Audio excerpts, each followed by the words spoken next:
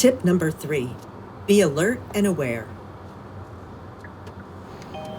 Get to know our city's traffic laws, especially in school zones. Slow down and limit distractions.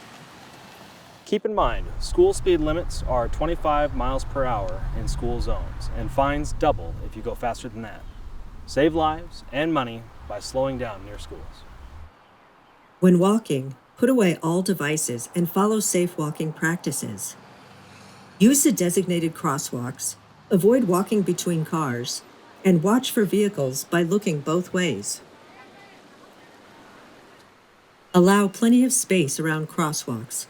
Avoid blocking crosswalks or parking near them.